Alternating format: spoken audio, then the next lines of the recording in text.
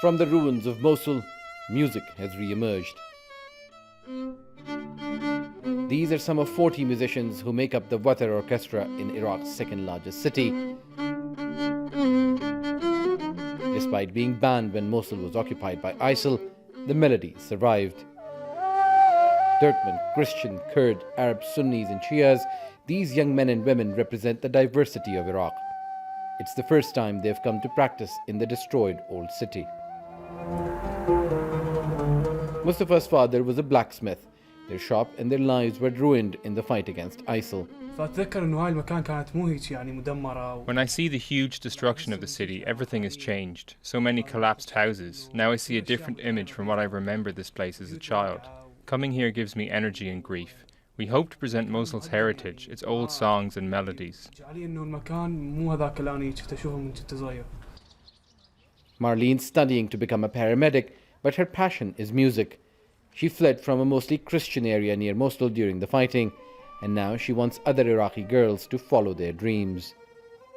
After the defeat of ISIL, the society is more open.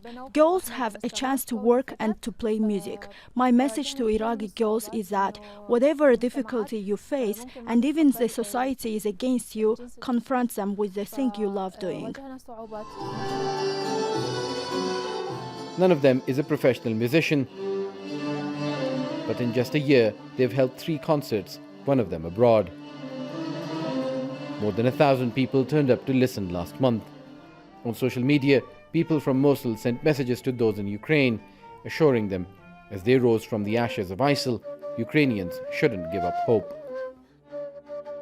To be able to hear music amid the ruins of Mosul's old city feels strange, but it brings home the resilience of residents who say that despite the destruction and lack of help, they remain committed to bringing the city back to life. MAHMOUD is a self-taught conductor and the orchestra's maestro.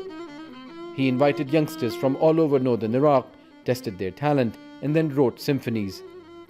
As someone who was born in the old city, he feels the cultural revival of Mosul is his responsibility. I cannot describe my feeling when I returned and played in the old city. Despite all this, there is a hope of happiness that the city will come back. My favorite melody was composed while I was a refugee in Turkey. I completed it in Mosul and called it Ashes. Now it's played by the orchestra.